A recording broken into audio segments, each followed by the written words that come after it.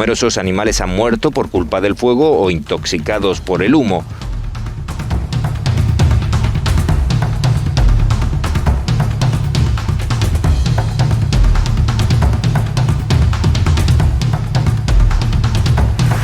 Ustedes pueden quedarse tranquilos y pensar que nada está sucediendo mientras el planeta, la casa común, se destruye.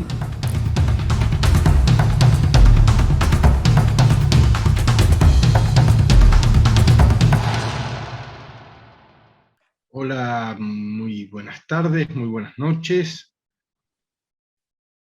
Muy lindo reencontrarse con todas y con todos una vez más.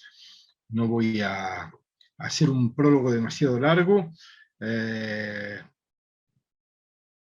Hoy tenemos una vez más, en la tradición ya de este curso, la suerte, el privilegio de contar con una gran docente que además nos hace un homenaje, ya que está transitoriamente en Londres, es decir, que está empezando esta clase tarde por la noche, y a pesar de eso, su fidelidad a este proyecto la lleva a estar con nosotros. Quien va a compartir su tiempo, su experiencia, su conocimiento es Maristela Svampa. Maristela es investigadora y escritora. Ella se licenció en Filosofía en la Universidad de Córdoba, en Argentina, y se graduó como doctora en Sociología por la Escuela de Altos Estudios en Ciencias Sociales en París. Maristela es investigadora del Consejo de Investigaciones Científicas en Argentina y profesora en la Universidad de La Plata. Recibió numerosas distinciones, entre ellas el Premio Konex de Platino en Sociología, el Premio Nacional de Ensayo Sociológico en 2018. Maristela es una persona que tiene una trayectoria sumamente interesante porque ha ido radicalizando su visión de los problemas sociales e incorporando a la perspectiva, yo diría, más tradicional de clase, de género, etcétera, la dimensión primero de los pueblos originarios, de los conflictos vinculados con el acceso a recursos, y finalmente ha ampliado su perspectiva hasta entender la relación con nuestro planeta como parte de lo más trascendente, diría, de lo político contemporáneo. Espero no estar distorsionando las ideas o el pensamiento de Maristela al decirlo de este modo. En todo caso, es una estilización, es una simplificación, pero me permite presentarles a una pensadora que está permanentemente presente no solo en el ámbito académico, sino en el debate público, en toda América Latina, donde es sumamente respetada y es requerida para participar en debates, en discusiones, pero también en prácticas políticas con organizaciones sociales, populares, de pueblos originarios, etc. Yo solo voy a decir, para recuperar lo que ella dice de sí mismo, que es una intelectual anfibia y una intelectual que viene de la Patagonia, de la zona más austral de nuestro continente, pero que piensa en clave latinoamericana. Como decía, sus temas son la crisis socioecológica, los movimientos sociales y la teoría social. Maristela, un gusto que estés una vez más con todas y todos nosotros. Te agradezco mucho, te agradecemos todos quienes estamos detrás de la escena tu participación, y te dejamos el escenario. Bueno, buenas tardes a todas y a todos. Gracias, Alejandro, por la presentación, y una vez más también por la invitación a este espacio de conversación sobre estos temas que hoy requieren tanta atención, que tienen que ver con el planeta, con nuestra relación con la naturaleza y en fin, con la gran crisis que estamos atravesando. Yo voy a hacer como usualmente lo hago aquí. Voy a presentar un PowerPoint, voy a compartir pantalla entonces, si se me permite, a ver si estamos ahí. Ustedes me dicen si ya ven Perfectamente. Perfecto, bueno, pero esperen que quiero hacer eso, ponerlo en toda la pantalla. Ahí está, ¿no? Ahí está mejor. Quisiera compartir con ustedes un PowerPoint y proponerles una charla en 2 tiempos, ¿no? En principio, quisiera hablar un poco del marco más general, de las 3 nociones que enmarcan la charla que voy a dar hoy, que son los conceptos de antropoceno, colapso y transición. En segundo lugar, vamos a hablar sobre el giro ecoterritorial y básicamente sobre 2 de las narrativas relacionales que hoy recorren centralmente América Latina, que son la de los derechos de la naturaleza y los feminismos ecoterritoriales del sur. Y por último, luego de una pausa, vamos a hablar un poco de los dilemas de la transición, y para ejemplificar o ilustrar estos dilemas que estamos atravesando en la actualidad, voy a tomar el tema del litio, la explotación del litio y sus dimensiones, sus múltiples dimensiones problemáticas.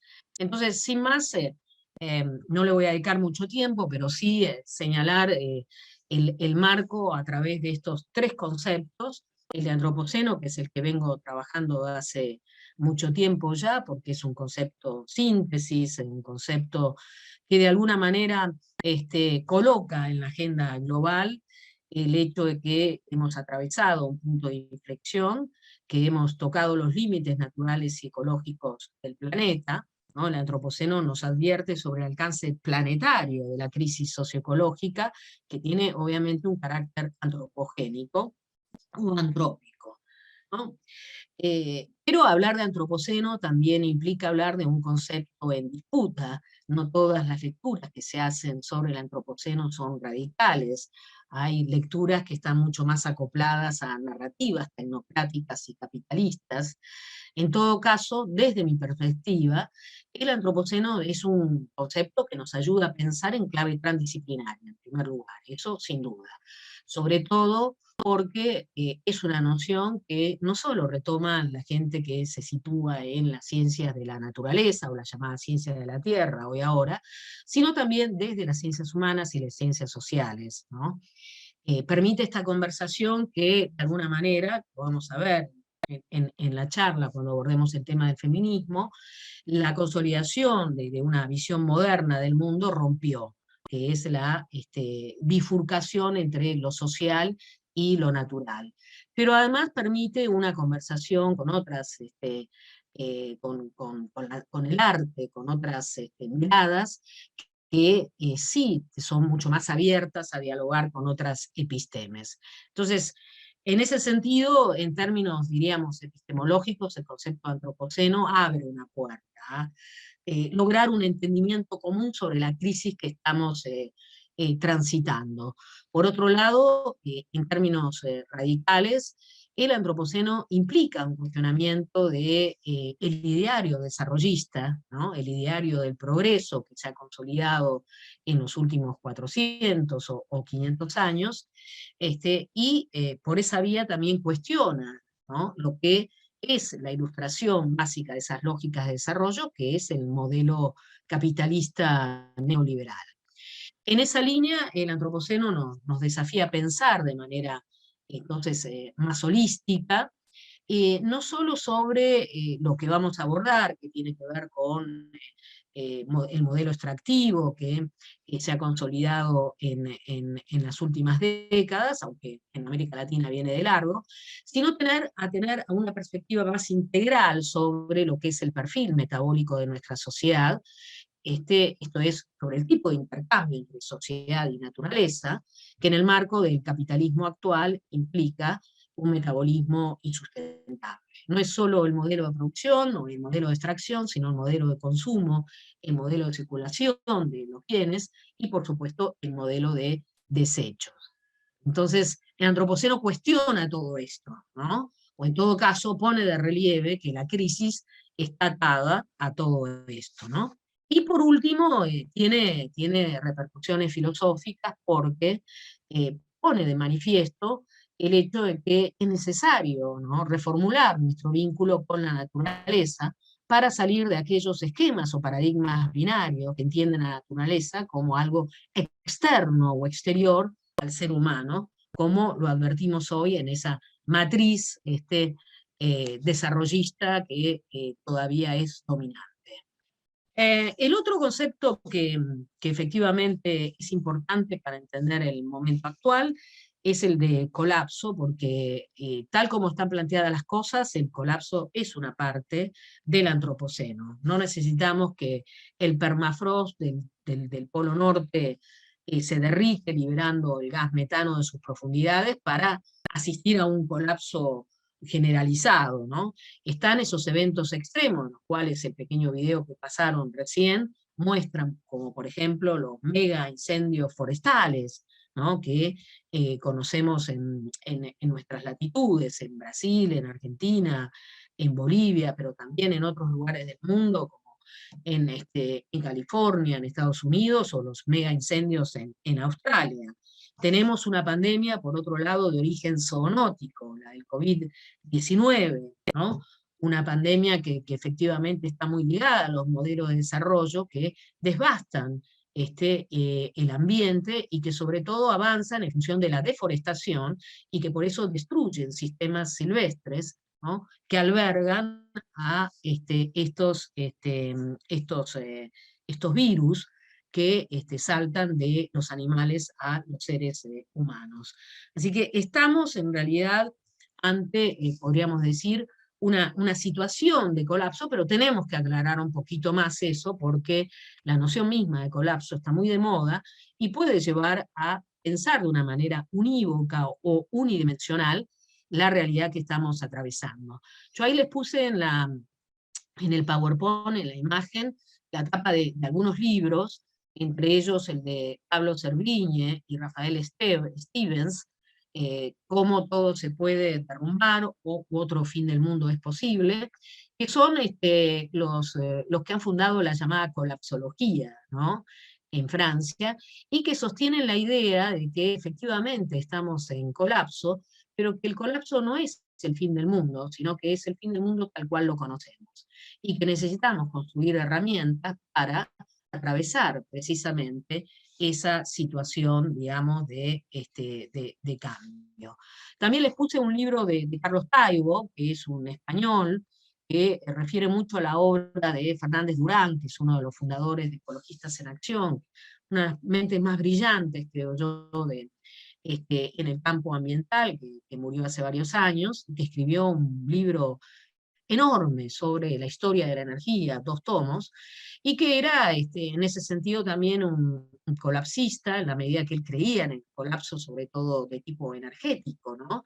Que atravesaría nuestras sociedades. Carlos Taibo hace un aporte interesante porque Taibo sostiene que efectivamente no podemos tener una imagen del colapso a la Hollywood, con la idea de que todo se va a derrumbar de la noche a la mañana, ¿no? Sino que efectivamente el colapso es una idea que atraviesa nuestras sociedades, perdón, una realidad que atraviesa ya nuestras sociedades complejas, pero de manera diferente. No es lo mismo el colapso en la sociedad del norte que en la sociedad del sur, no es lo mismo también en términos de clases sociales, y por supuesto es multidimensional.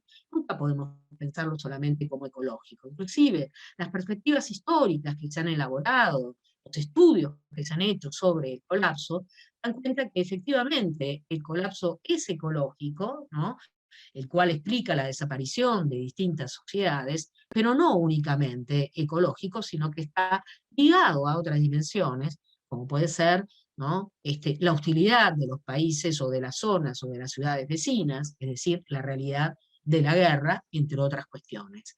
Y les puse también ahí como tapa el libro que escribimos con Quique Viale, que publicamos en 2020, Colapso ecológico ya llegó, que puesto así pareciera, digamos, ser muy impactante como título, pero como siempre digo cada vez que presento ese libro, lo nuestro no es una apuesta al colapso, es una apuesta a la resiliencia, ¿no? Es una apuesta a construir otros horizontes societales. Pero bueno, importante entonces mencionar esto, ¿no? Que vivimos ya una era de colapso, que de alguna manera la pandemia hizo visible también esa posibilidad, ¿no? estamos atravesando, no solamente por el origen zoonótico de la misma, aun si esto aparece poco tratado en la agenda pública, sino también por la exacerbación, ¿no?, de las desigualdades. Vivimos un mundo, como diría Rita Segato, vivimos en un mundo de dueños, ¿no? En donde efectivamente las brechas entre los súper ricos y el resto de la sociedad es cada vez mayor, y el descontento también de distintos sectores sociales es cada vez mayor. En fin, volviendo al tema del colapso, importa decir entonces que no es lo mismo asumir el colapso como escenario actual que asumir una visión distópica del colapso, ¿no? La visión distópica del colapso es la que de alguna manera se asienta sobre la idea de que no hay nada para hacer, que no es posible en todo caso contener el derrumbe o la caída de nuestras sociedades. Es una idea que genera una parálisis en la acción, ¿no?, una parálisis en la imaginación política.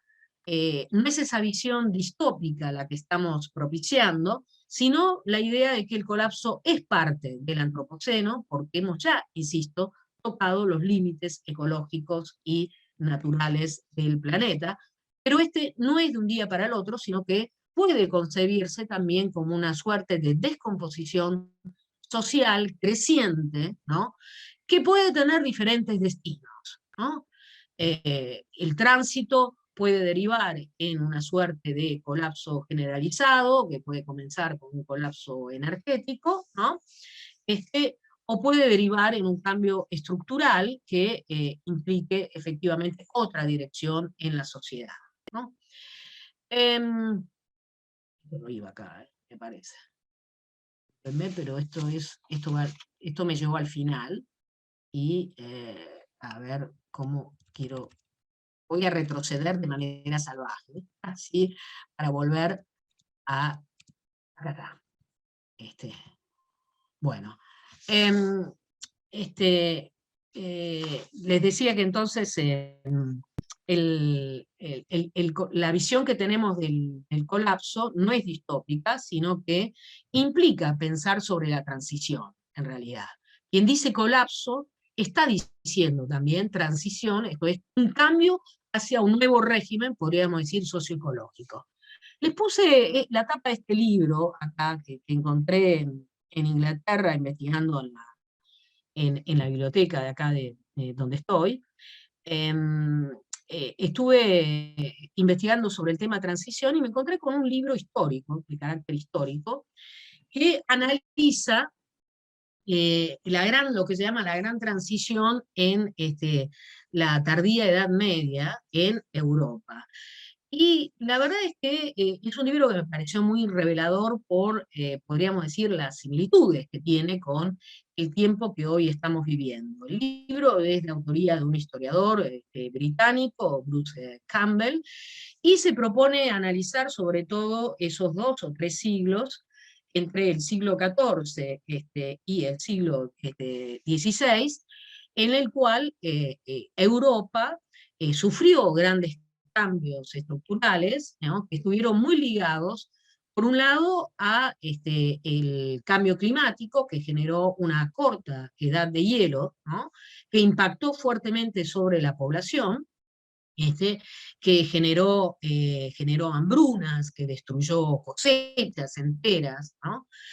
Y posteriormente la guerra que vino del lado de China y que generó diferentes escenarios de hostilidad en toda Europa, y por último, la peste negra, la pandemia, ¿no? La tormenta perfecta se fue configurando en ese mundo en el cual aparecía globalizado una parte de Europa y una parte de China, ¿no?, que en siglos anteriores habían registrado un alto intercambio, ¿no?, entre las mismas. Una tormenta perfecta caracterizada, por un lado, por el cambio climático, ¿no?, por el hambre y la recesión económica, por la guerra, y por último, porque eso fue lo último, la pandemia, la peste negra, que sucesivas oleadas se llevó millones y millones de vidas. Y lo interesante de Bruce Campbell es que en este libro él hace un análisis, podríamos decir, integral, ¿no?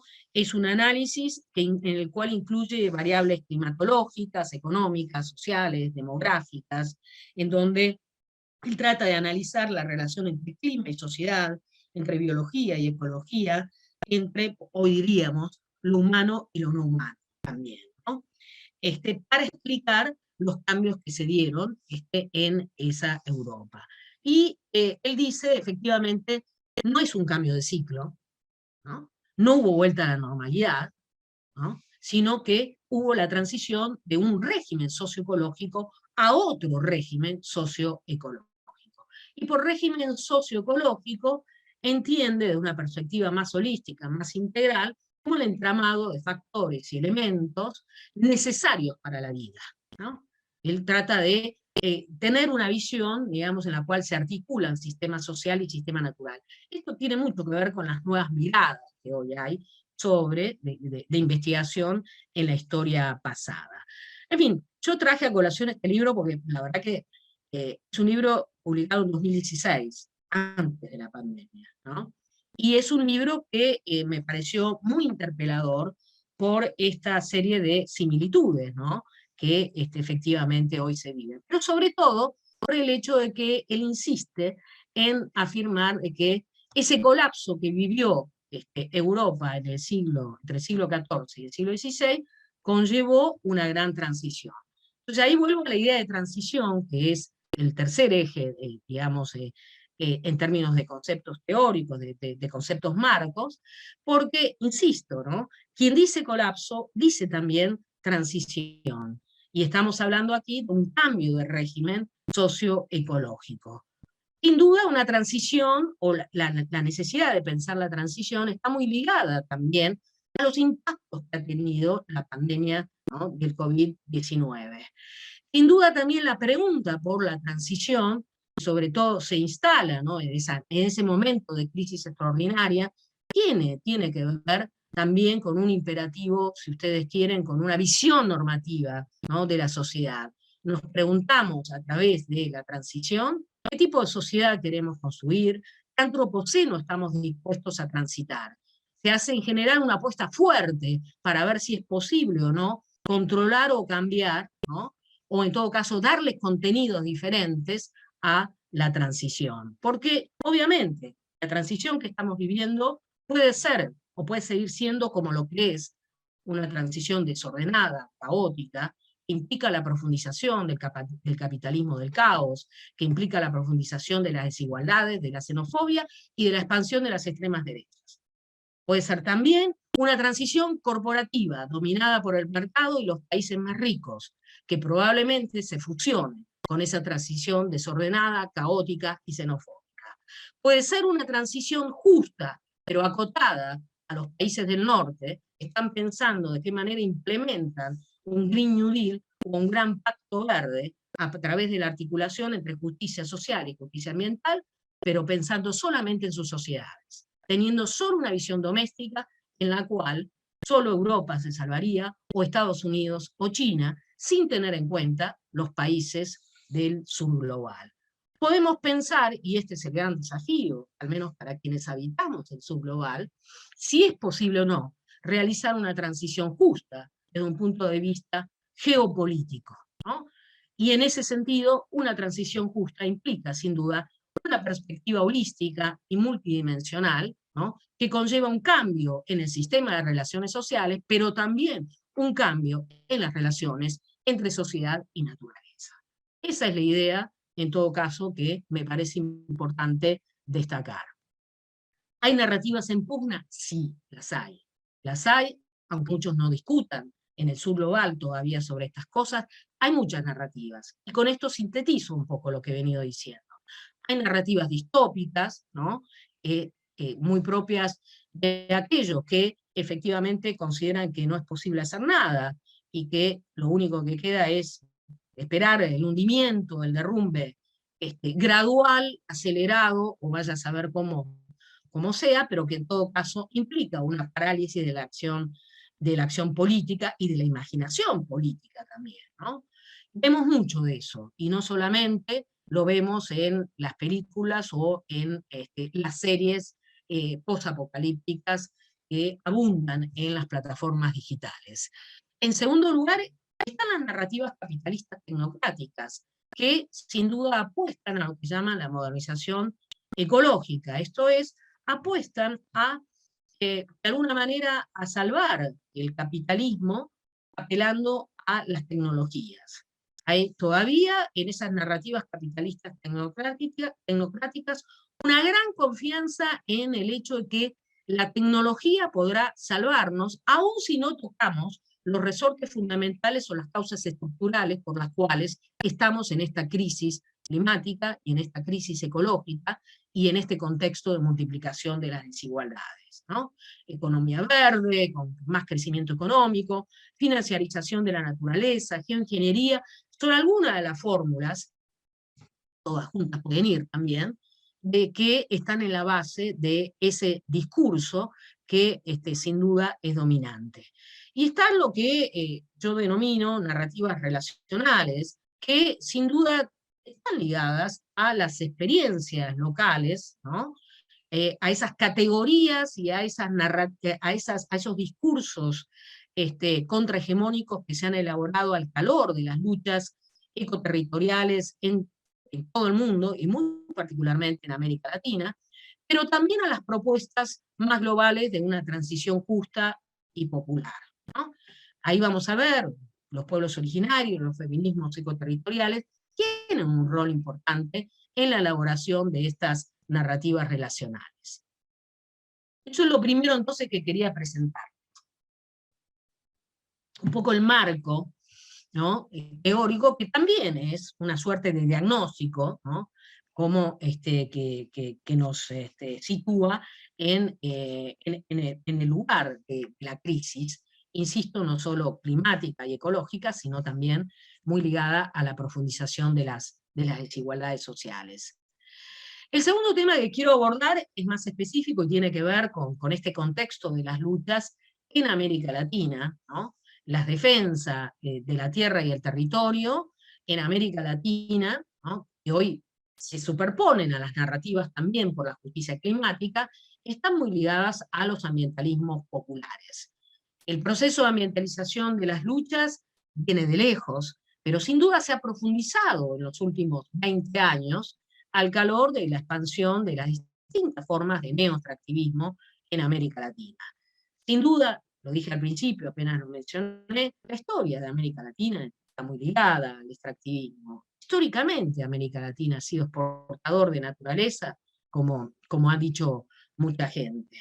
Pero sin duda en los últimos 20 años esto se ha profundizado, sobre todo a raíz del aumento o a raíz de la aceleración del metabolismo social del capital, que para sostener los modelos de consumo dominantes presiona sobre los territorios para obtener más materias primas y para obtener más energía.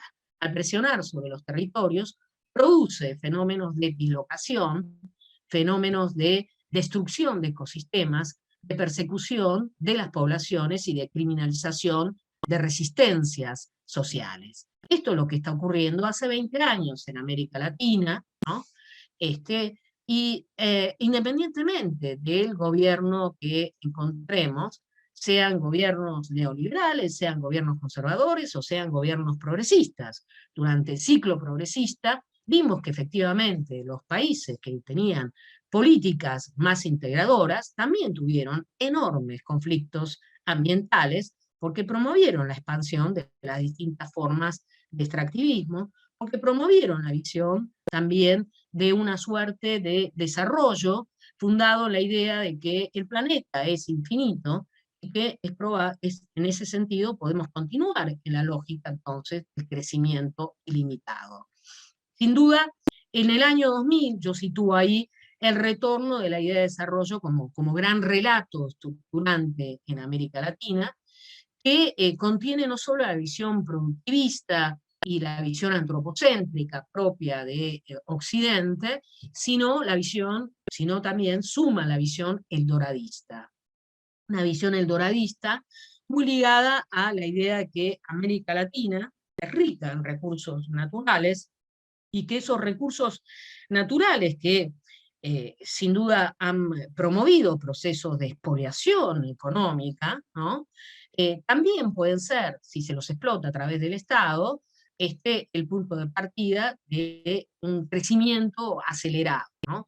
Esta visión casi mágica, esa visión eldoradista, que a partir de el descubrimiento de un recurso estratégico que exige el mundo, puede llegar a llevarnos, ¿no?, rápidamente por la senda del desarrollo, por la senda del crecimiento. Esta idea está muy instalada en el imaginario latinoamericano, ¿no? Sin duda en los últimos 20 años se ha hecho presente, ¿no? Recuerden ustedes que esto está también muy ligado históricamente a los ciclos económicos, ¿no? Que han insertado también a América Latina, porque no es una cuestión de es un país u otro, sino que es toda América Latina el que se ha insertado de manera subordinada como proveedor de materias primas en el sistema internacional. Y al calor de los sucesivos ciclos económicos, bueno, primero fue el oro, la plata, distintos minerales, el café, el guano, luego el petróleo, el gas, bueno, hoy podemos decir el litio, rápidamente el hidrógeno verde, del cual todo el mundo habla también, digamos, ha suscitado una fiebre eldoradista, no solo en América Latina, sino en este contexto también en Europa. En ese marco es que se desarrollan numerosos movimientos socioambientales, ¿no? Teniendo en cuenta que hay diferentes formas de neoextractivismo en América Latina, que no es solo el extractivismo ligado a la minería, que ahora es minería a cielo abierto, con nuevas características, es un extractivismo no solo ligado al monocultivo, sino también a la expansión de la frontera petrolera, con la explotación de los combustibles no convencionales a través del fracking, a través del offshore, es también la expansión de la frontera forestal, es también la construcción de mega represas al servicio de este sistema, ¿no?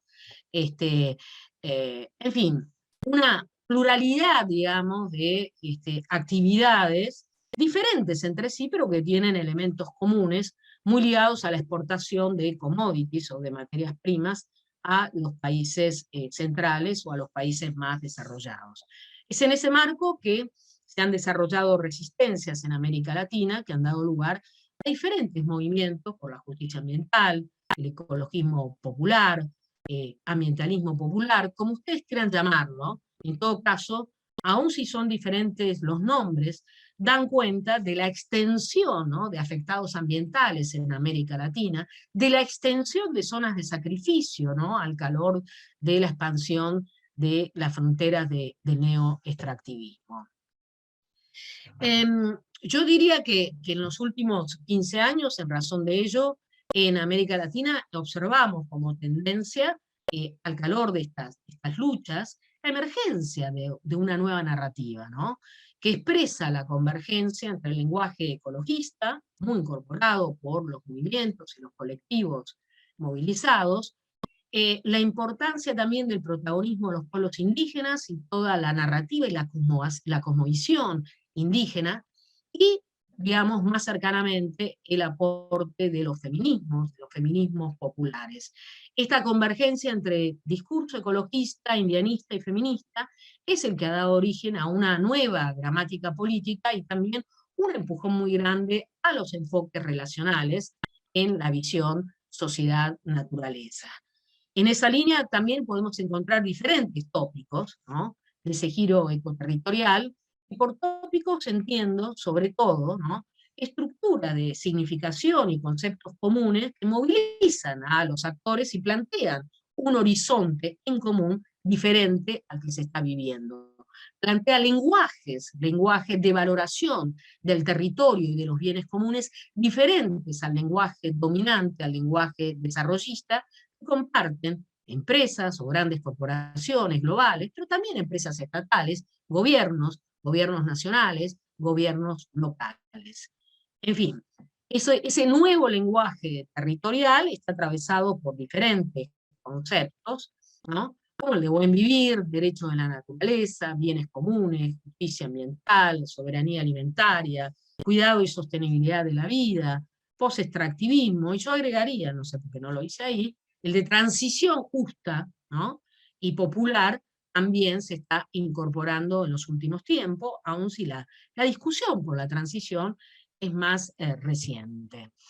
En ese sentido, yo creo que, sin duda, entre esos enfoques relacionales que han dado, digamos, que han estado en el origen de esta nueva narrativa ecoterritorial o ecopolítica, sin duda la noción de derechos de la naturaleza y, por otro lado, la acción de los feminismos ecoterritoriales es fundamental.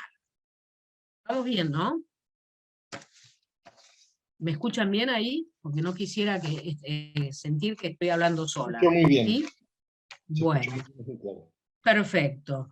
Bueno, en esa línea, entonces, a mí me gustaría hablarles, en primer lugar, sobre los derechos de la naturaleza, de manera muy breve, simplemente para que ustedes comprendan la importancia de esta noción clave que hoy atraviesa los discursos, ¿no?, de las organizaciones, los colectivos, militantes, pero que también está cada vez más en la base de un litigio climático, no solamente acá en América Latina, sino en otras latitudes.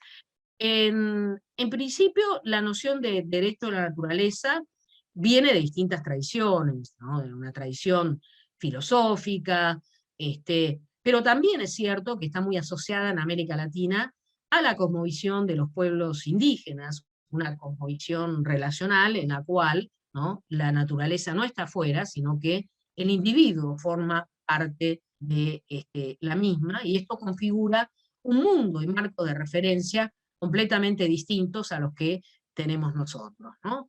En todo caso, la noción de derecho a la naturaleza reafirma reafirma la necesidad de pensar en base a un paradigma biocéntrico, algunos dirán sociobiocéntrico, que conlleva otros lenguajes de valoración, ¿no? La noción de derecho a la naturaleza apareció, podríamos decir, como estrella en la nueva constitución, ya no tan nueva, de 2008, de Ecuador, al inicio del ciclo progresista, ¿no? Los ecuatorianos constitucionalizaron los derechos de la naturaleza. Por primera vez en el mundo, aparece también, aunque con ligeras modificaciones y ambivalencias, en términos de derecho de la Pachamama, en la Constitución de Bolivia. Inicialmente, es decir, al comienzo del siglo progresista, está muy asociada a la noción de buen vivir, que es otra también de las categorías Faro, ¿no?, que sí está muy ligada, eso sí, la noción de buen vivir, a la cosmovisión de los pueblos originarios. Pero la noción de buen vivir fue, podríamos decir, objeto de disputa. Fue una categoría en disputa que, precisamente por su vaguedad, ¿no?, es una suerte de superficie, ¿no?, en la cual se pueden inscribir distintos sentidos, emancipatorios o no. En todo caso, eso que pasó, que fue que la noción de buen vivir fue retomada también, apropiada por distintos gobiernos, dejó de tener, digamos, ese vínculo con la noción de derechos de la naturaleza y sobre todo con la posibilidad de otros desarrollos, ¿no? Y pasó a ser, digamos, a formar parte del modelo dominante. Entonces, por eso hoy, creo yo, la noción de derecho a la naturaleza aparece como central, ¿no? Porque la noción de derecho a la naturaleza es mucho más difícil de vampirizar. Dice lo que dice, que en definitiva la naturaleza es sujeto de derechos, que en definitiva la naturaleza tiene un valor intrínseco, más allá del valor económico que le pueda dar o le quiere dar el ser humano, que la naturaleza tiene derecho, en ese sentido, a ser conservada, conservar sus ciclos de reproducción, lo cual no significa concebir a una naturaleza intocada, pero sí a la idea de que la naturaleza tiene que asegurar su propia resiliencia, y para ello tenemos que asegurar entonces la reproducción de la misma. Y lo que efectivamente está pasando hoy en día es que la expansión de modelos de desarrollo altamente destructivos de los ecosistemas, ¿no? No logran, o mejor dicho, obturan esta posibilidad de resiliencia de la naturaleza. La noción de derecho de la naturaleza entonces implica eso, valor intrínseco, ¿no? En un momento en el cual aparece la idea de financiarización, de ponerle precio a toda la naturaleza, acá la idea de que la naturaleza es un sujeto en sí mismo, viene de la mano entonces de que debemos pensar nuevos derechos. Así como en principio estaban los derechos humanos, en el cual se afirma que todos los seres humanos son dignos, tienen un valor intrínseco, la idea de dignidad también está atada a la de valor intrínseco de la naturaleza. En fin, lo importante acá es tener en cuenta es que más allá de que efectivamente la noción de derecho de la naturaleza aparece asociada a la Constitución de Ecuador, no fue en ese país, en Ecuador, en donde vimos una expansión, ¿no?, de los derechos, del reconocimiento de los derechos de la naturaleza. En realidad, en varios países ya encontramos, al calor del litigio climático, que la justicia reconoce, ¿no?, a seres vivientes como los ríos como sujetos de derechos. Esto ha pasado en Australia, ha pasado en Nueva Zelanda, ha pasado también en Colombia, ¿no? En 2018, la justicia colombiana resolvió dar curso a la presentación que hizo una organización que vive sobre el río Atrato, pero también a un colectivo formado por jóvenes abogadas, todas mujeres, resolvió, digamos, en ese sentido, reconocer al río Atrato como sujeto de derechos. Reconocer al río Atrato y toda su cuenca, todos sus afluentes, como una entidad sujeta de derechos. El río Atrato es un río muy castigado por la minería a cielo abierto. Posteriormente también, digamos, pasó en Colombia, la Amazonía colombiana es considerada como, o fue reconocida como sujeto de derechos. ¿Ha habido otros avances? Sí, uno podría decir, en la Constitución del Distrito Federal en México, también está escrito o también se reconocen los derechos de la naturaleza. Ahora está discutiendo en la Convención Constituyente en Chile los derechos de la naturaleza y probablemente los y las chilenos tendrán que salir a votar por esa Constitución, digamos, tendrán que votar si reconocen o no los derechos de la naturaleza. Es decir, ha habido un avance importante, y yo diría que también en el marco de la expansión de las luchas ambientales, la noción misma de derecho de la naturaleza está siendo hoy casi un lenguaje común en los colectivos en toda América Latina, desde México hasta la Argentina. Entonces, sin duda es una de las nociones centro. La otra noción tiene que ver, o mejor dicho, la otra experiencia tiene que ver con los protagonismos femeninos, ¿no?, con los protagonismos de las mujeres.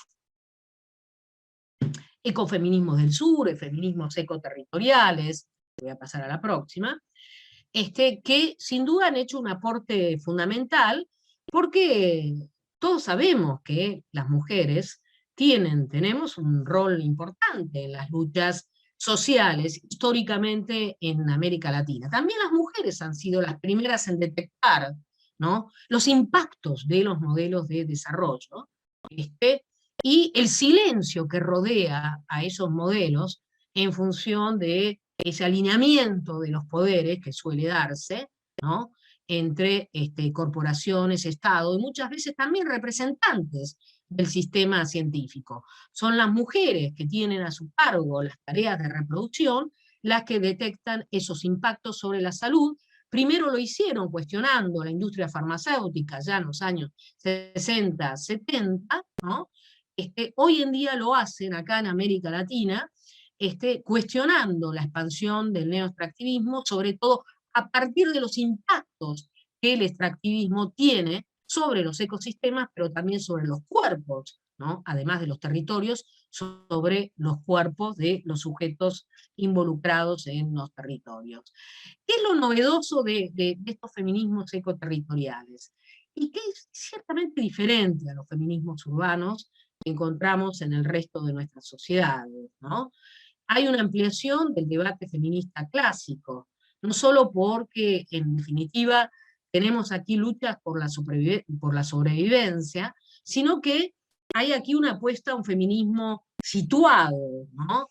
A un feminismo situado que busca dar cuenta de los problemas en el territorio que cada una vive. Es un feminismo, además, desde abajo, que está muy ligado al hecho de que, en definitiva, las zonas más castigadas por la expansión del neoextractivismo son las pequeñas y medianas localidades, a veces no son las grandes ciudades, que continúan en un estado de analfabetismo ambiental y de gran indiferencia hacia las cosas que están ocurriendo en las pequeñas y medianas ciudades castigadas por el neoextractivismo. Zonas aisladas, pequeñas y medianas localidades, mujeres campesinas, indígenas, de clases medias, muchas de ellas sin experiencia política, que en ese sentido, se han movilizado, ¿no?, para cuestionar los modelos de desarrollo y que poco a poco han ido también en ese sentido elaborando una narrativa común, una narrativa original, ¿no?, que es cada vez más potente en América Latina. Muchas de estas muchas de estas mujeres, al principio de estas luchas, ni siquiera se reconocen como feministas, porque son mujeres que provienen, insisto, de los márgenes, de los sectores populares que a veces asocian a los feminismos con el feminismo de las clases medias y de los sectores más urbanos, ¿no? Pero en ese vaivén entre lo público y lo privado, esto es, en ese vaivén, ¿no?, que sitúa por un lado a las mujeres luchando o llevando a cabo medidas de lucha contra el extractivismo, haciendo un corte de ruta, un plantón, el retorno a la esfera privada, al espacio privado, muchas veces las hace tomar conciencia de la opresión también patriarcal. Entonces, en ese vaivén entre la exposición pública y la conciencia de la opresión en lo privado, es que van gestionando, o que van generando, perdón, una nueva, digamos, una nueva identidad, y van asumiendo precisamente el devenir feminista también de las luchas, ¿no? No solo es una lucha ambiental, sino también una lucha feminista. Y en ese sentido, lo que hemos visto en América Latina es que en los últimos 10 años se ha multiplicado, ¿no?, los colectivos feministas que tienen un rol en las luchas contra el neoextractivismo. Yo, para terminar esta primera parte, dice que ¿qué hora tenemos? Pero miro el reloj. Ajá, las 9. -5.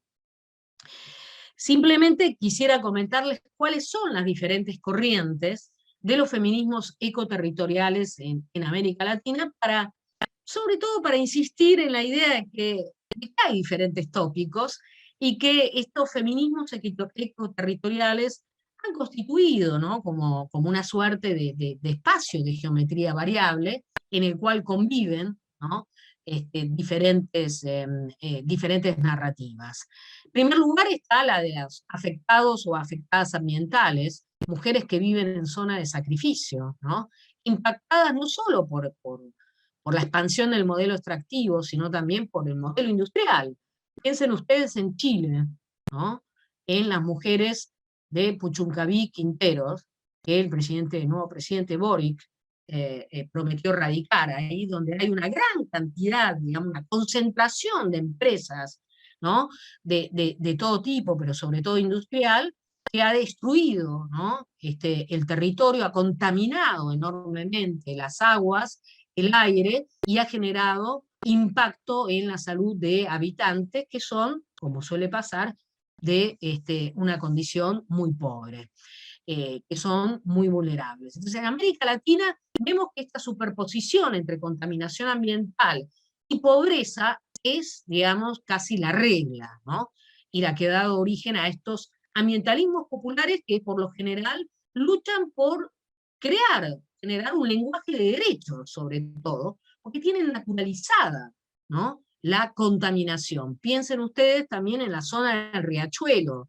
¿no?, como 4 o 5 millones de ciudadanos y ciudadanas sometidos a condiciones de fuerte contaminación.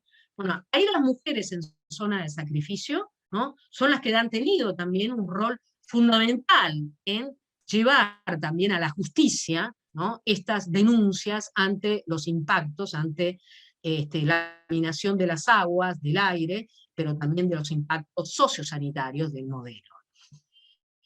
Los tres que vienen ahora, y que voy a presentar brevemente, están mucho más ligados a la expansión del neoextractivismo. Uno de ellos tiene que ver con la narrativa que pone en el centro la defensa del agua. Una ecología política en defensa del agua en América Latina. El agua como bien común, como bien fundamental. Una narrativa que sostiene que el agua debe ser para la vida y no para el fracking, no para la minería, no para las represas, no para los agronegocios, ¿no? Esa es la narrativa fundamental que encontramos y que las mujeres han, sobre todo, ¿no?, colocado en el centro. Fíjense ustedes que aquí a mi derecha, no sé si ustedes lo ven a la derecha o a la izquierda, la mujer que nos sonríe, que nos está mirando, es Berta Cáceres, ¿no? Es Berta Cáceres, la activista hondureña que fue asesinada hace unos años. Berta Cáceres fundó el COPIN, no recuerdo exactamente ahora, debería desglosar esas siglas, pero es el Consejo del Pueblo Lenca, uno de los pueblos originarios más importantes, ¿no?, de Honduras, y ahí Berta Cáceres fundó el COPIN y defendía el río sobre el cual querían construirse una mega represa que debía construir una empresa china. Bueno, Berta Cáceres fue varias veces amenazada, recibió el premio Goldman, que es algo así como el Nobel ambientalista, y en esa ocasión desde la BBC le hicieron un reportaje, ¿no?, y ella contaba que el pueblo lenca, sobre todo las mujeres, son las que defienden la vida, defienden el agua, y cuando el periodista le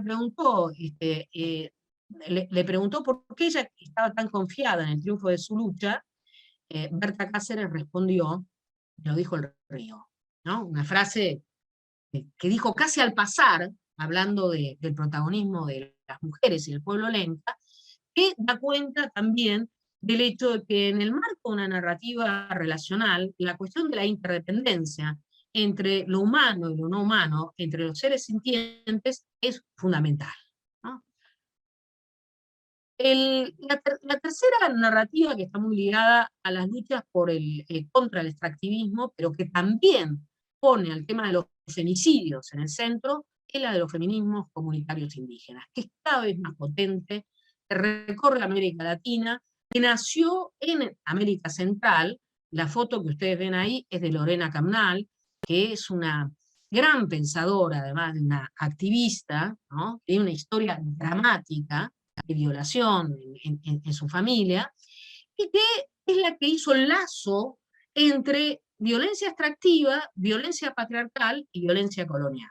Puso en contacto esos tres temas a través de nuevos conceptos como el de cuerpo-tierra, cuerpo-territorio. Esto es poner de relieve que no solamente se trata de defender el territorio que es amenazado por la expansión del extractivismo, sino defender los cuerpos de las mujeres que están en esos territorios y que son violados, ¿no?, de manera recurrente.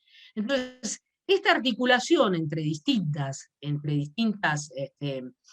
narrativas, poniendo al descubierto los distintos tipos de violencia, ¿no?, sin duda son fundamental, y no dudo que en este momento sea como la narrativa más interpelante, porque además permite la conexión con los feminismos urbanos al poner el tema del femicidio en el centro. No todo es denuncia, también hay en esas luchas contra el extractivismo, en esas luchas contra los feminicidios, ¿no?, el rol de la sanación, ¿no?, esos talleres de sanación que implican la descarga de las mujeres, y hay también, digamos, el rol de la sanación, aparece también como central la necesidad de seguir, digamos, estando activas en la lucha. La sanación tiene como objetivo, entonces, no solo curar de los males que se han padecido, sino también de dar energía, ¿no?, para la lucha misma.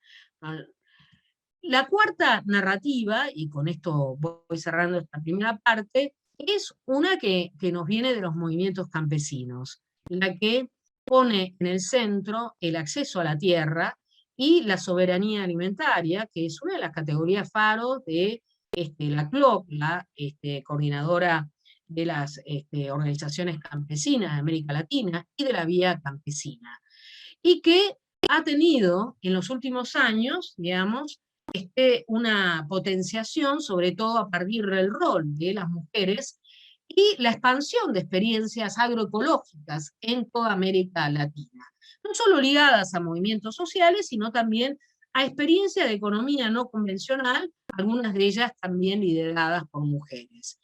Sin duda aquí lo que aparece como fundamental también es la creación, ¿no?, de espacios de regeneración, ¿no?, la posibilidad de habitar de otra manera los territorios, sin apelar a los pesticidas, sin apelar a transgénicos, cuestionando, ¿no?, el modelo de agronegocio. La agroecología no es solo en ese sentido una ciencia, sino que también es un movimiento social que se expande por toda América Latina y que tiene en las mujeres un protagonismo fundamental, porque son las mujeres, ¿no?, las que toman a su cargo el cuidado de las semillas y esos saberes más específicos, ¿no?, que tienen que ver con las plantas y las semillas mismas. Eso es algo muy reivindicado en el discurso de los feminismos ecoterritoriales. Entonces, voy terminando con esto, con esta primera parte, para subrayar esto, que en América Latina hay un léxico, ¿no?, común en el marco de este giro ecoterritorial. Yo solamente tomé algunos conceptos, pero ustedes pueden encontrar en ese vocabulario conceptos de fuerte raigambre latinoamericana, como el extractivismo y neoextractivismo, ¿no?, problematizaciones y debates sobre el antropoceno o el capitoloceno, o sobre la necesidad de anclar esas narrativas globales en contextos locales y territoriales, toda la discusión sobre el metabolismo social, esto es, sobre el intercambio entre sociedad y naturaleza, la importancia de las narrativas relacionales, ¿no?, y los conceptos horizontes que se han forjado en relación a ella. Y por supuesto, de manera más reciente, lo que aparece en el debate es la noción de transición, en la medida en que efectivamente se toma conciencia de que estamos ya transitando una situación de colapso y también una situación en la cual hay distintas concepciones acerca de lo que se considera la transición. Entonces, ese es uno de los grandes desafíos para pensar desde América Latina. Cierro con esto. Efectivamente, en América Latina, cierro esta primera parte, en América Latina hemos observado que en los últimos 15 años, digamos, al principio inclusive del ciclo progresista, estas narrativas y estas categorías faro tenían como protagonista fundamental a los pueblos originarios. El momento indianista coincide con la expansión del ciclo progresista y categorías como la de buen vivir, ¿no? Hoy en día creo que estamos asistiendo a un momento feminista, en el cual categorías como la de cuerpo, territorio, cuidado, sostenibilidad, sanación, ¿no?, y una serie de prácticas ligadas al cuidado de la tierra y del territorio aparecen como centrales. Pero se da en un contexto diferente, se da en un contexto de mayor represión, de aceleración de los extractivismos, ¿no?, y de mayor cantidad de asesinatos a activistas ambientales. América Latina no es solo la región más desigual del mundo, América Latina es la región en donde se asesinan más activistas ambientales por año. El 60% de los activistas ambientales reside en América Latina, a la cabeza está Colombia, ¿no? Sin duda, pero Perú, Nicaragua y Brasil, sobre todo en la Amazonía, que es una frontera de muerte, están también en un ranking alto. Fíjense que en 2021, ¿no? 165 personas fueron asesinadas, ¿no? 65 asesinatos registrados solamente en Colombia, ¿no? Esto está sucediendo, digamos, de manera muy, muy frecuente. Entonces, es un momento muy particular porque efectivamente asistimos a una expansión de narrativas muy ricas, en las cuales las protagonistas son las mujeres, pero sin duda un momento de endurecimiento, de la represión, de la criminalización, que por supuesto también golpea a las mujeres, sobre todo aquellas que son protagonistas de luchas socioambientales. La tercera parte, que espero que sea más breve para que les dé a ustedes tiempo para intervenir, preguntar, comentar, está más ligada entonces a la pregunta sobre la transición, que creo yo es uno de los grandes debates que se aceleró también en el marco de la pandemia del COVID, que es cuando se actualizaron muchos de estas propuestas más globales de transición ecosocial, ¿no? Llamadas New Deal, Green New Deal, en Europa, en Estados Unidos, desde América Latina, con otros colegas hemos propuesto el Pacto Ecosocial del Sur, pero sin duda en los últimos tiempos, sobre todo lo que se aceleró, más que una visión más holística de la transición, es la cuestión de la necesidad de salir de la matriz energética basada en los combustibles fósiles y transitar hacia una matriz basada en energías renovables.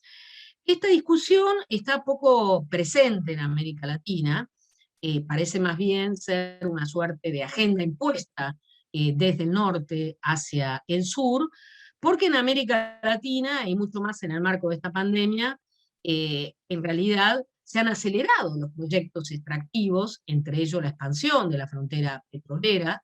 La discusión por el offshore está en varios países de América Latina, no solamente en Argentina, sino también en Colombia, por ejemplo. Pero en todo caso, la mayor parte de nuestros gobernantes piensan que no es el sistema económico el que tiene que adaptarse al clima y a los ecosistemas, sino los ecosistemas y el clima al sistema económico, y siguen avanzando en las actividades extractivas como si efectivamente eso no fuera perjudicial para el ambiente y no reforzar aún más la crisis climática y la crisis ecológica.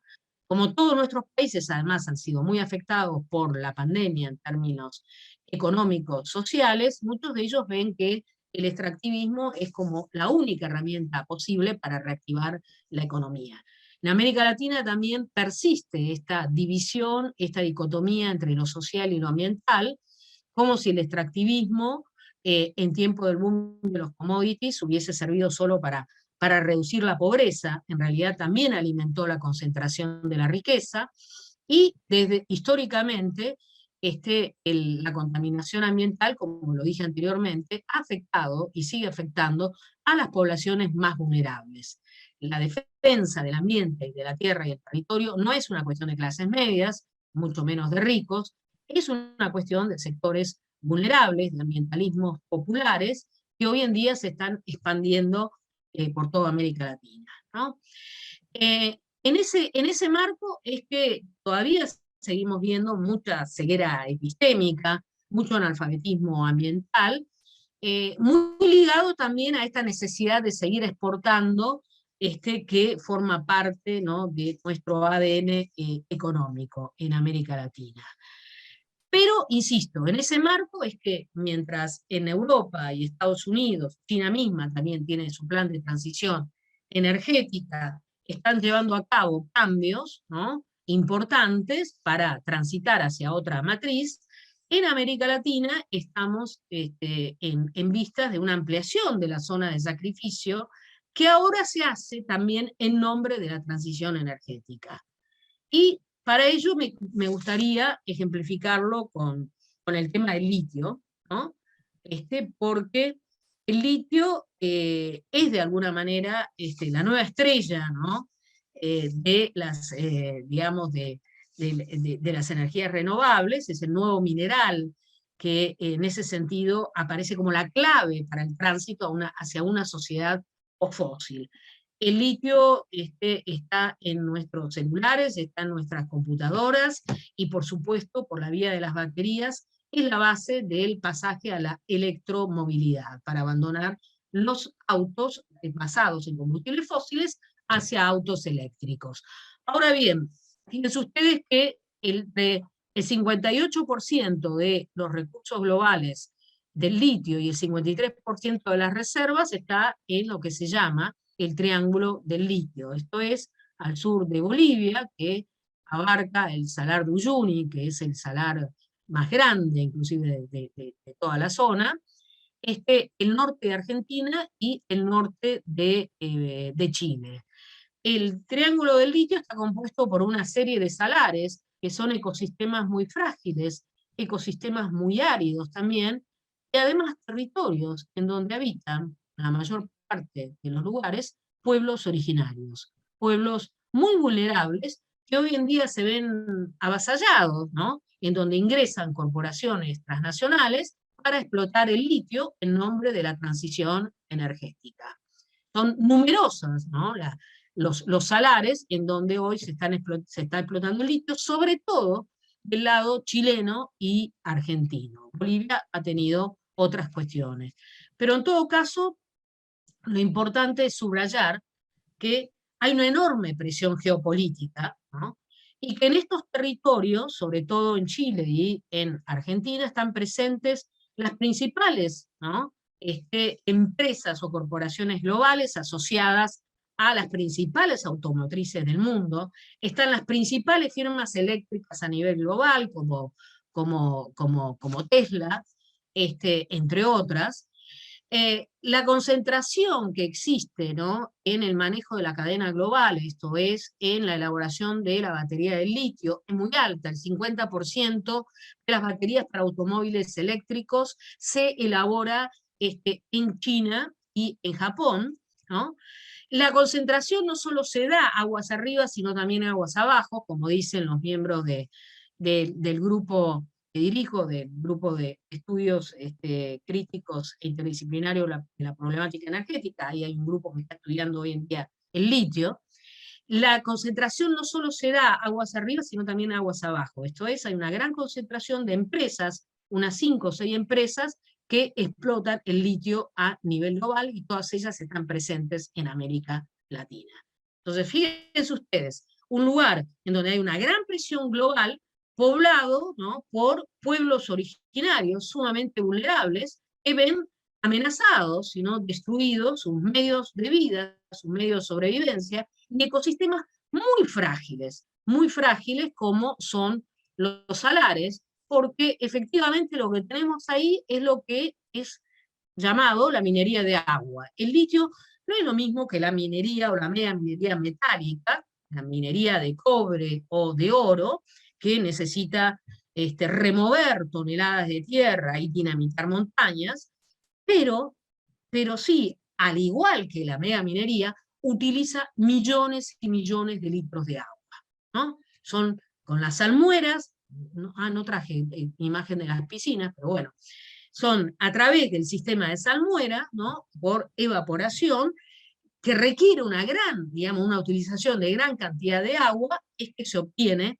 la materia prima, entre ellos el carbonato de litio, que es la base en esa cadena global que lleva después a la batería, ¿no? Requiere, insisto, una gran cantidad de agua.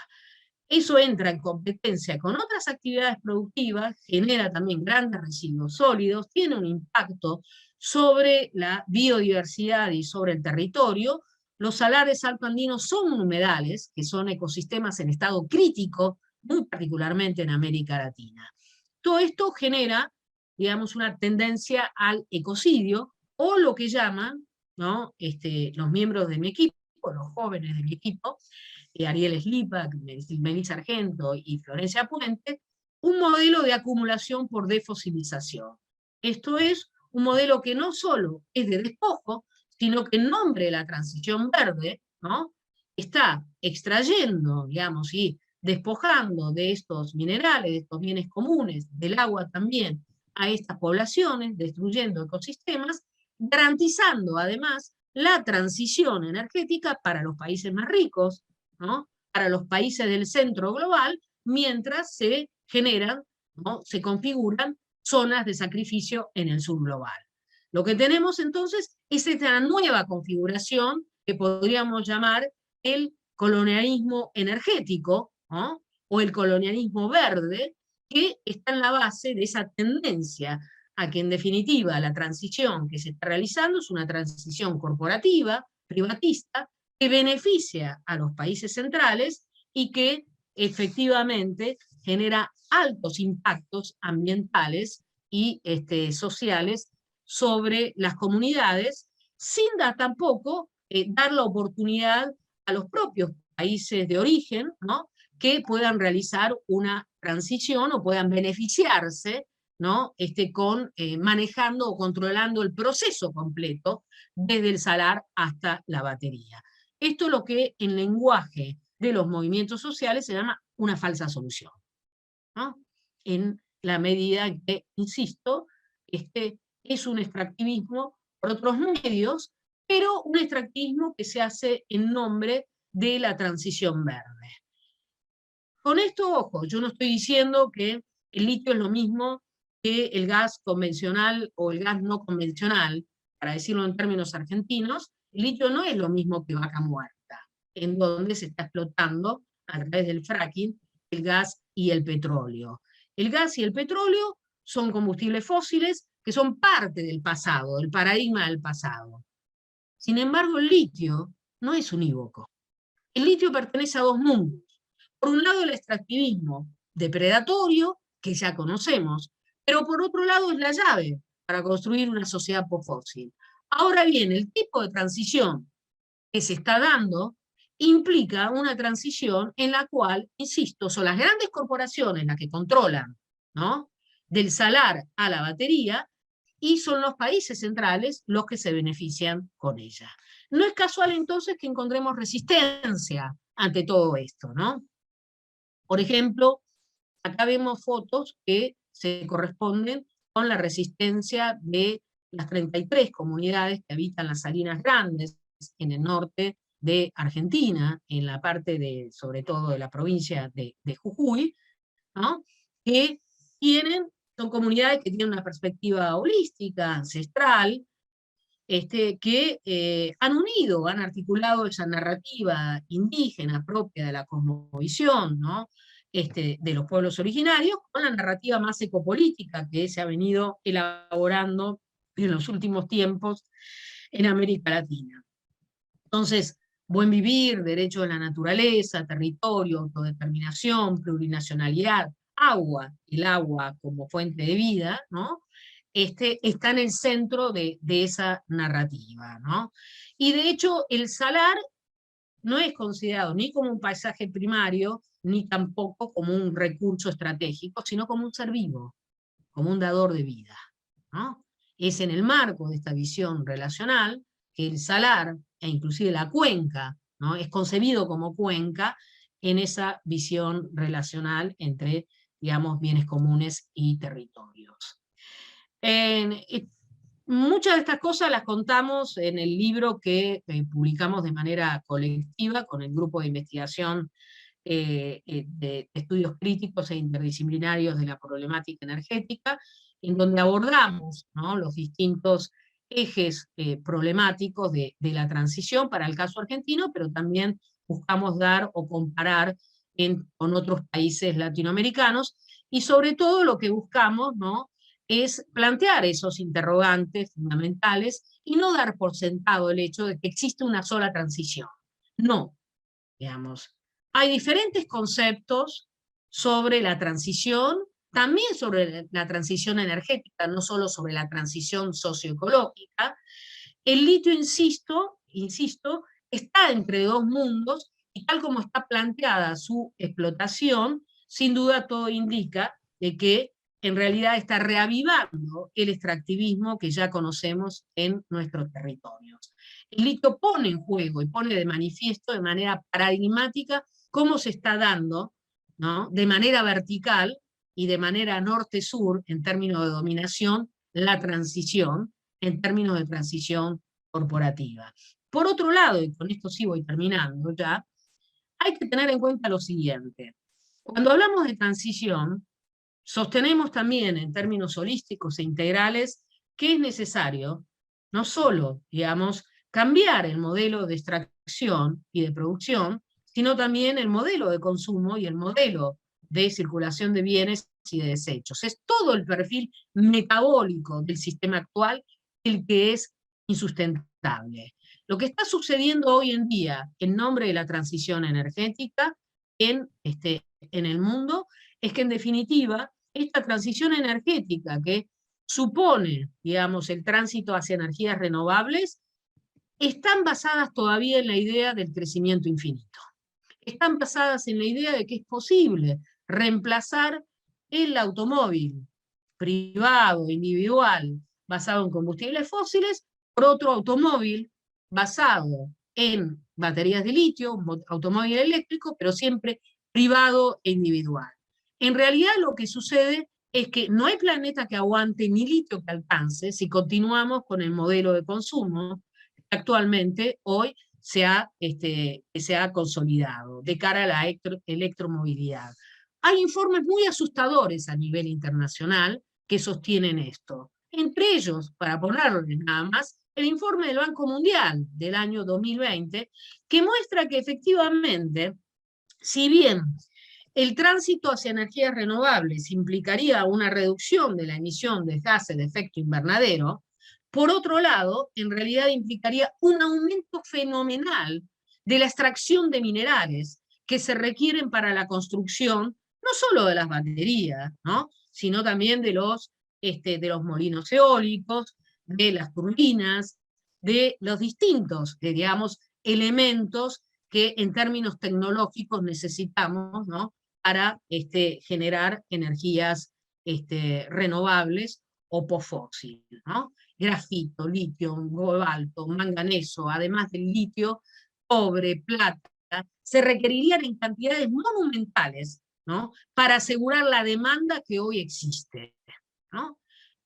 Fíjense en este dato también que le robé a un colega español, a Luis González Reyes, que muestra, ¿no?, lo que está calculando Tesla para fabricar vehículos eléctricos, pensando nada más que en 20 millones de autos eléctricos cuando el parque automotor mundial es de unos 1.400 millones. Bueno, la cantidad de manganeso, litio, cobre, cobalto, aluminio, grafito que se requeriría es realmente muy alto. Entonces, eso es insustentable, por donde se lo mire, ¿no? Por donde se lo mire, convertiría al planeta en una inmensa cantera, en una inmensa mina a cielo abierto, si siguiéramos en el ritmo de esa lógica de crecimiento infinito. Entonces, las energías renovables tienen límites, claramente, y hoy en día esos límites no se están tomando porque lo que predomina es una narrativa tecnológica, tecnocrática, capitalista, que implica que se basa en la creencia de que solo con soluciones tecnológicas vamos a resolver los problemas que tenemos hoy en día. Cierro con esto. Es cierto, la pandemia generó cambios en la conciencia colectiva, de hecho, en todo el mundo, ¿no?, se ha buscado cambiar de alguna manera el modelo de consumo, pero se han expandido también las resistencias, ¿no?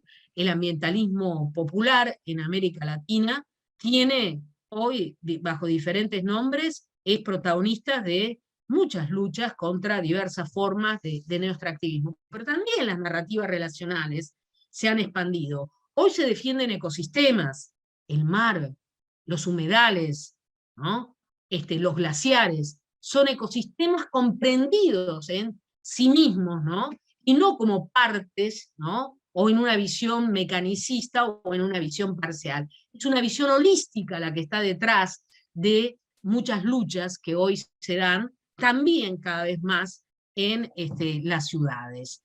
Hay un mandato de construcción que no es solo feminista, sino también ambientalista desde abajo. Sin duda creo yo que una de las cuestiones fundamentales es tratar de colocar límites a la narrativa distópica que hoy predomina en muchos lenguajes. El protagonismo de los jóvenes es fundamental para generar esa nueva narrativa política que implica imaginación, que implica liberación cognitiva para poder activar, ¿no?, la idea de que otro horizonte, otro futuro es posible. Pero en ese marco que tenemos que discutir qué entendemos por transición justa, ¿no? Tenemos que ver que efectivamente la articulación entre justicia social y justicia ambiental también debe ser leída en clave geopolítica.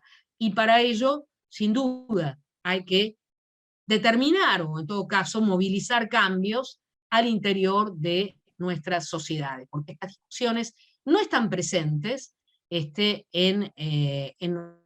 muy poco presentes, sobre todo en los discursos de la clase política dominante.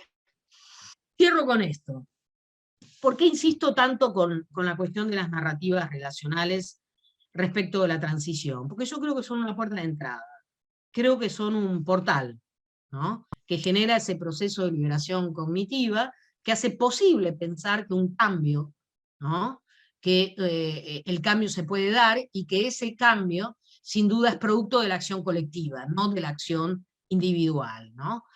Por otro lado, porque en definitiva tenemos que pensar qué tipo de antropoceno queremos vivir, qué tipo de sociedad deseamos, qué horizontes de transición justa podemos construir desde el sur, ¿no? Y en esa línea, esas narrativas relacionales que nos vienen de la mano de pueblos originarios, pero cada vez más de los feminismos ecoterritoriales, nos ayudan a generar una interconexión diferente con la naturaleza. Muchas veces a través de una epistemología de los afectos, de las emociones, pero sobre todo de una interconexión espiritual entre lo humano y lo no humano, yendo más allá del paradigma binario que ha formado parte de nuestra visión moderna del mundo, e incorporando una visión relacional que implica formar parte de ese mundo con otros seres sintientes no humanos, el agua, los ríos, las semillas, las montañas, las plantas. Por eso vuelvo a citar la frase, ¿no?, de Berta Cáceres, me lo dijo el río, me parece muy interesante para pensarse en esa clave, ¿no?, de interconexión con los elementos de la naturaleza. Son la base para mí de una ética ambiental diferente, ¿no?, de interconexión con la misma, en donde sin duda el paradigma de los cuidados, pero también las prácticas de sanación, de resiliencia, ¿no?, prácticas de cuidado del territorio, prácticas de cuidado del otro, prácticas de cuidado en relación también a la salud, a la educación, al trabajo, pueden ser comprendidas de manera más holística y pueden ser la base, ¿no?, de otro futuro posible. En fin, eso era lo que les quería contar un poquito a través de este tercer eje, en el cual me interesaba sobre todo problematizar la idea misma de transición y muy particularmente la idea de transición energética. Ahí cerramos. Muchas gracias, Maristela.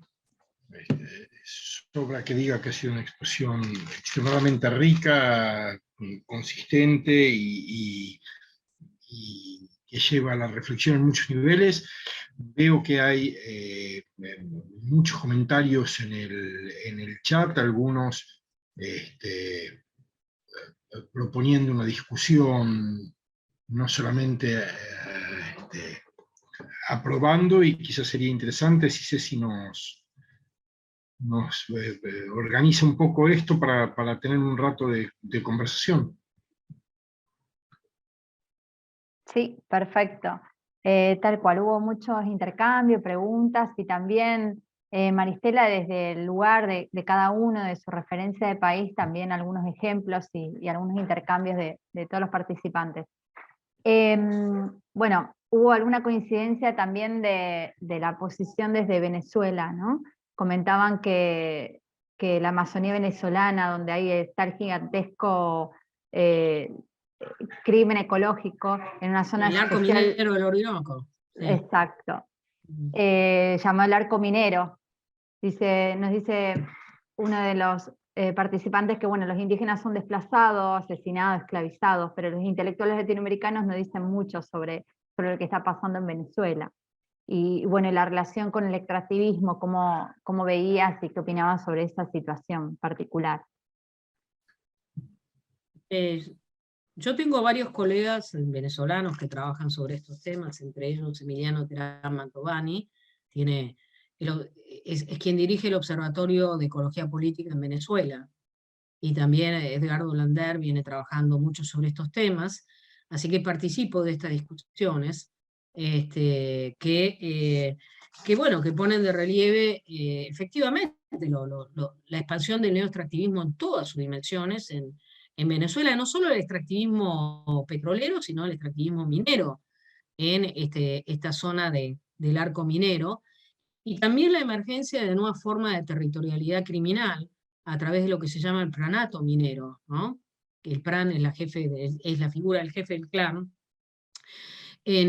sobre todo en el estado de Bolívar, díganme los venezolanos si me equivoco en el nombre, se está dando mucho esta situación de expansión de la minería ilegal, que es controlada por bandas criminales, que controlan no solo la extracción de mineral, sino todo el territorio, la vida y muerte de los habitantes que están en la zona. Son territorialidades criminales emergentes que, sobre todo en el contexto minero, se dan, no solo en Venezuela, sino también en ciertas zonas de minería ilegal en Perú, y que son toleradas por los gobiernos, ¿no?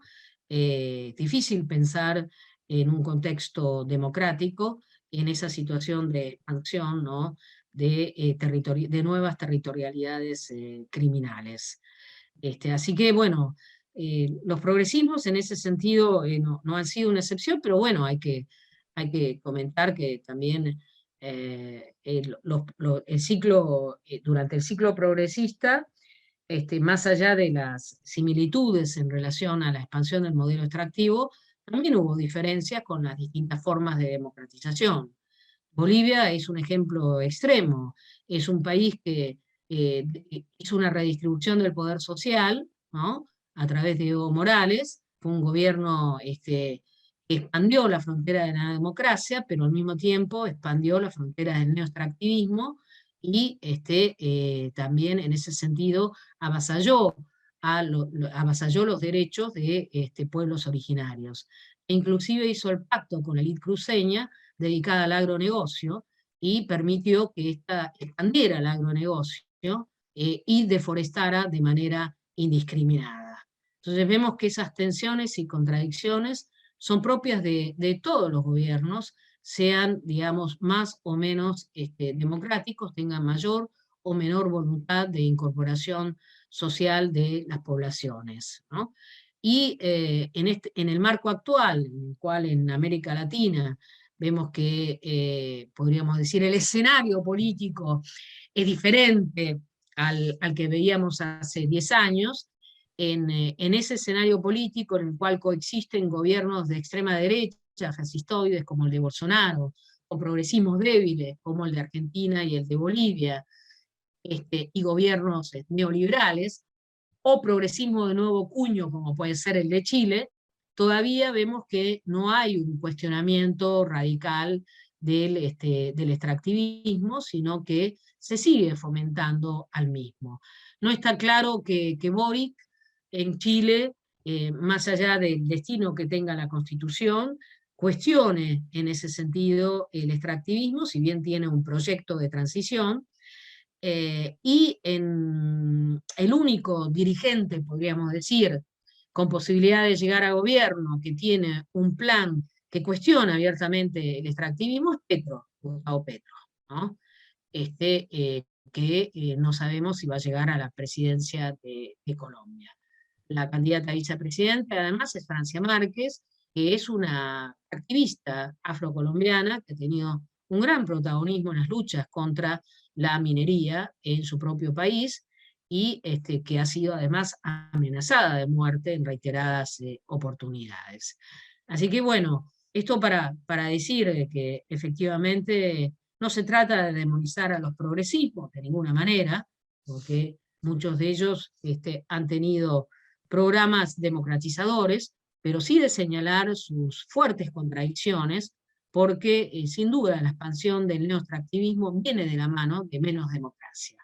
Son proyectos, megaproyectos que se imponen verticalmente sobre las poblaciones, sin consenso social, sin licencia social, muchas veces avasallando los derechos de esas poblaciones y estigmatizando las luchas que éstas llevan a cabo.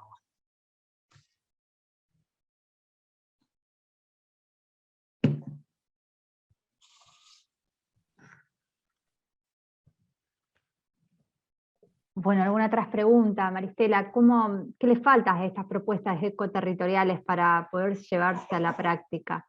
Hubo bastante intercambio entre todos los participantes sobre esos puntos, ¿no? A ver, ahí hay que decir varias cosas. La primera de ellas es que lo que observamos en América Latina son narrativas fuertes, ¿no? Narrativas muy, muy potentes, inclusive si uno las compara con las que hay en Asia y en África, son mucho más, están mucho más presentes en el lenguaje de las luchas e inclusive en los movimientos alter globalización. Pero hay una tendencia a, digamos, a que estas narrativas se enmarquen en procesos más locales también, ¿no? Y que en general muchos de esos activistas o de esas experiencias que vemos a nivel local, como pequeñas comunidades energéticas o proyectos comunitarios de energías alternativas, proyectos de agroecología que se extienden, o de economía local que no se hace sobre la base de transgénicos, ¿no? Son experiencias faros, sin duda, pero que quedan ancladas en el plano local, y muchas veces están disociadas o no buscan vincularse con narrativas globales que disputen, sobre todo en un escenario de transición, que disputen proyectos, ¿no? Esa es una de las falencias que yo veo en la actualidad, ¿no? En América Latina hay muy poca discusión sobre la transición, sobre la necesidad de construir un paradigma de transición justa, de transición popular, si bien hay un rechazo fuerte a lo que es la transición energética corporativa, que arrasa no solamente con el litio, sino, por ejemplo, está todo en Ecuador está todo el tema de la madera balsa, ¿no? La madera balsa se requiere para hacer las aspas de los molinos eólicos, ¿no? Entonces, China ha arrasado en los últimos 3 años con sobre todo en la Amazonía ecuatoriana, con los árboles de madera balsa que utiliza con ese fin, y ha generado además situaciones digamos, de mucha destrucción ecosistémica y también de extractivismo tradicional, donde lo que se da es en la misma situación que los extractivismos que ya conocemos. Pero bueno, China lo hace para en ese sentido, transitar su transición energética, ¿no? Para transitar hacia las energías renovables. El 85% de la madera balsa que se produce, que se extrae en el mundo, va directamente a China. También es muy probable que suceda con el hidrógeno verde. Argentina y Chile, Argentina de manera errática, Chile de manera más organizada, están apostando al hidrógeno verde. No solo pasa acá, sino también pasa en el Magreb, en el norte de África, ¿no? Donde Italia y España están tratando de ver, además de cómo acceder a los recursos minerales de África, cómo también instalar proyectos de hidrógeno verde en esos países que también tendrían impacto en sus propios territorios. Entonces es un contexto muy preocupante en ese sentido, ¿no? Y lo que vemos es que, efectivamente, insisto, hay muy poca conexión entre narrativas globales que puedan disputar, ¿no? Otras formas de transición y las narrativas locales que están tan asentadas en experiencias de reexistencia y en movimientos que buscan practicar la autonomía, la autodeterminación, otras formas de habitar el territorio. Creo que eso es uno de los temas fundamentales, teniendo en cuenta la sociedad civil. Por otro lado, es necesario poner en agenda en nuestros propios países, en la agenda pública, estos temas que los gobiernos no están tomando, insisto, o están tomando de manera muy superficial o bastardeando, cualquier cosa dije, bastardeando el debate sobre la transición. Porque pensar una transición implica, en ese sentido, en términos justos y populares, repensar el rol del Estado, por un lado, y por otro lado, repensar la arquitectura global que hoy en día es funcional al capitalismo neoliberal, ¿no? Por ejemplo, en el caso del litio, bien podría pensarse en la posibilidad de armar, de configurar un bloque regional entre Argentina, Bolivia y Chile. Porque efectivamente esto requiere el armado de bloques regionales fuertes, capaces de negociar desde un lugar de afirmación con los grandes poderes globales. Pero no, lo que estamos viendo es que son 3 países con 3 políticas distintas en relación al litio. Así como pasó cuando China ingresó a América Latina en 2007, ¿no? Si bien había una retórica latinoamericana muy floreciente, en ese momento todos los países firmaron convenios o tratados unilaterales con China. No se conformó un bloque regional capaz de negociar desde otro lugar con China, ¿no? Que en ese sentido diera mayores posibilidades en la negociación, mayores posibilidades de ecuanimidad en la negociación con el gran gigante asiático. Entonces, sin duda, la conformación de bloques regionales, ¿no?, es una prioridad para pensar también las posibilidades de una transición justa desde el sur global. Si no, lo que sucederá inevitablemente, ¿no?, es que la transición la van a hacer los países centrales y desde el sur vamos a seguir siendo hablados por los países centrales en ese proceso de transición que generará más impacto en nuestros territorios. Lo vemos Alejandro, ahí, en el centro. Yo te veo ahí en el centro. Pero eso depende de cada pantalla, creo. Ah. Maristela, preguntaban por ahí también alguna referencia a la vigencia del Acuerdo de Escazú. Sí, bueno, se le da mucha importancia al Acuerdo de Escazú, que fue muy, es cierto, es un acuerdo que firmaron los países latinoamericanos, que implica un avance de derechos, sin duda, ¿no? Sobre todo, estamos viendo, América Latina es la región en donde se asesinan más activistas ambientales. Por otro lado, el acuerdo busca garantizar un acceso a la información, ¿no?, a la información de los proyectos ambientales, algo que no se da en América Latina. El Acuerdo de Escazú implica un avance, pero bueno, no creamos que por ello es la panacea. Disculpen que vuelva con esto, con el tema de la transición energética. Hace poco tiempo salió publicado un informe de Climate Tracker, que el diario AR.com lo reprodujo, ¿no?, que sostiene que, mejor dicho, que trata de analizar cómo aparece la transición energética en los medios latinoamericanos. Se analiza 6 países, que si no me equivoco son Argentina, Chile, República Dominicana, Colombia y Brasil, me parece, ¿no?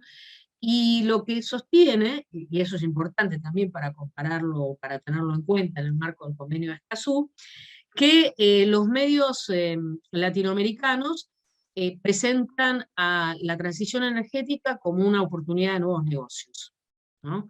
Como una oportunidad de nuevos negocios para las empresas, que no hay una definición de transición, en los medios no aparece, y que los actores a los cuales se consultan son las grandes empresas, no se consulta a los científicos, no hay periodistas especializados sobre el tema, o son muy pocos los que hay, no, tampoco tienen voz los líderes o las organizaciones ambientales, sino que solamente aparece la voz de las grandes corporaciones. Esa es la visión, ¿no?, en América Latina se expande, de la transición energética, ¿no? Fíjense, qué posibilidad de acceso a la información hay si los grandes medios de comunicación lo que hacen es reflejar una transición corporativa, excluyendo cualquier otro tipo de transición, y sin siquiera definirla, sino simplemente darla por sentado y asociándola a la rentabilidad o a los grandes negocios o a las grandes ventajas o beneficios que se pueden sacar haciendo la misma.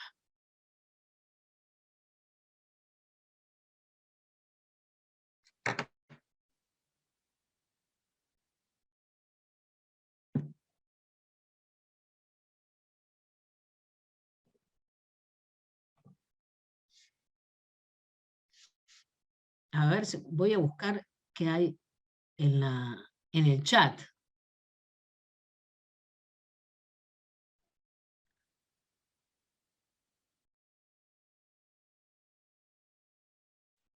Yo me he quedado callada, pero si ustedes quieren hablar, estoy mirando un poco el chat.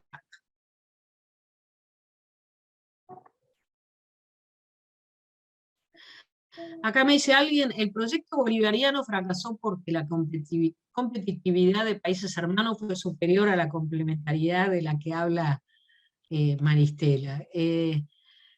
La verdad que es realmente un tema, ¿no? Yo he estado analizando acá el Pacto Verde Europeo, ¿no? Y el Pacto Verde Europeo es la propuesta de transición más importante que hay hoy en día. Porque el Green New Deal de Estados Unidos es de baja intensidad. Hay muchas propuestas de Pacto Verde por parte de las izquierdas ecologistas. Yo les decía, desde el sur tenemos el Pacto Social del Sur, que promovemos con otros colegas, pero lo que se dice, un pacto promovido por estados, con presupuestos supermillonarios, solo Europa, la Unión Europea lo tiene, ¿no? Que ahora se ha visto todo esto, sin duda, digamos, muy agitado y reconfigurado al calor de la guerra, de la invasión de Rusia en Ucrania, pero las líneas de esa transición están ya más o menos configuradas: la transición ecológica, la transición digital, la transición socioeconómica. Como les decía, hay presupuesto, hay a la voluntad de los estados y el Banco Europeo de asistir, digamos, a esa transición, y gran parte, o los países más poderosos de Europa, están de acuerdo con eso. Pero claramente, además, en ese marco se está pensando a la transición energética, en función de la articulación entre justicia social y justicia ambiental. Y escuchen esto, porque es importante tenerlo en cuenta nosotros como latinoamericanos, ¿no? Lo que están tratando de resolver, ¿no?, en clave social, es cómo hacer una transición energética sin perjudicar o sin que la paguen los más pobres, sin que la pague la clase trabajadora. Porque una de las preguntas es no solo sobre el límite que tienen las energías renovables, no solo qué idea de transición tenemos, no solo si tenemos que hacer una transición más integral, sino quién paga la transición, quién paga los costos de la transición energética. Y en Europa, al menos este gran pacto europeo, que es como el acuerdo entre sectores de centristas, socialdemócratas, sobre todo tiene muy en claro que no es posible perjudicar a los sectores trabajadores, sino que hay que, en ese sentido, amortiguar las desigualdades, porque si efectivamente la transición la van a pagar los sectores trabajadores o los sectores de clase media-baja, lo que encontramos es un escenario propicio para la expansión de las extremas derechas.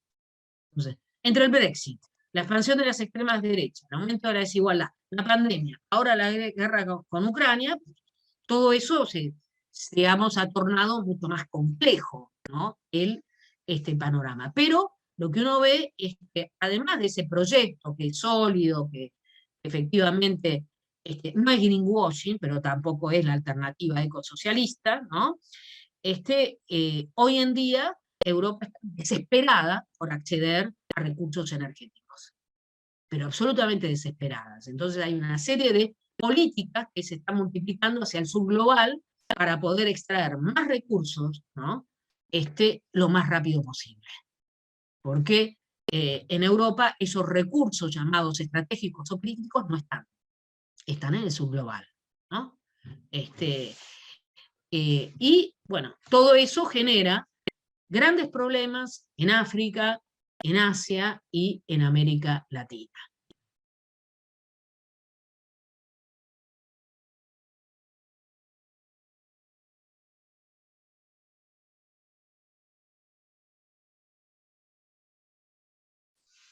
A ver, miro un poquito más.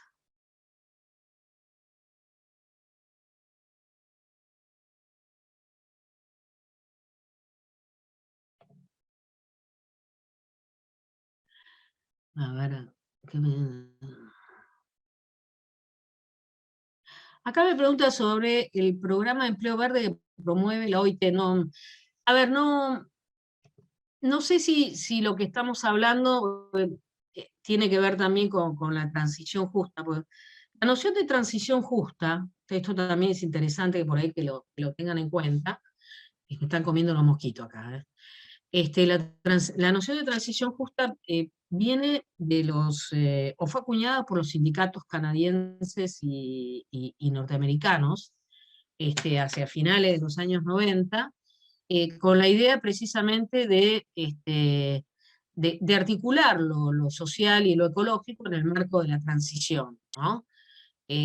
Para muchos sindicatos queda claro que la transición es inevitable, pero que esta sea justa, no. Esa es una de las consignas, ¿no? Entonces, para que sea justa es necesario pensar en ese sentido, en cómo hacer la transición del mundo del trabajo para que no pague sus costos.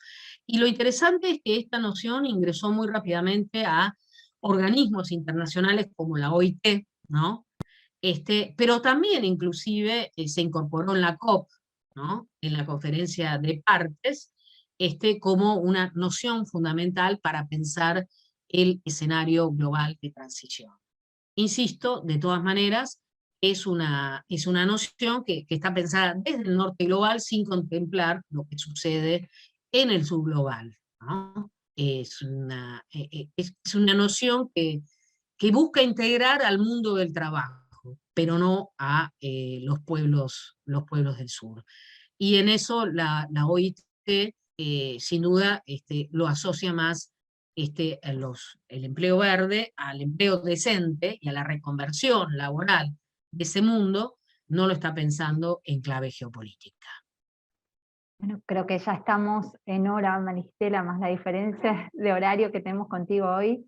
Creo, Ale, que podemos ya dar cierre a la clase.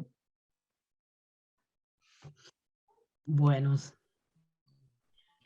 Estoy de acuerdo, no sé si Maristela querría hacer algún comentario final y te liberamos. No, cerremos ahí, qué sé yo. Es muy preocupante el escenario igual que estamos atravesando, hablando de tormentas perfectas, ¿no? Porque al inicio de la pandemia, yo insisto, hubo un sentimiento de crisis extraordinaria que abría la puerta a grandes cambios, o a la posibilidad de grandes cambios. Y fue ahí que proliferaron las propuestas globales de condonación de la deuda, de articulación entre lo social y lo ambiental a través de reformas estructurales que tienen que ver con con la distribución de la renta, con el ingreso universal ciudadano, todo esto integrado a un plan de transformación o de transición socioecológica.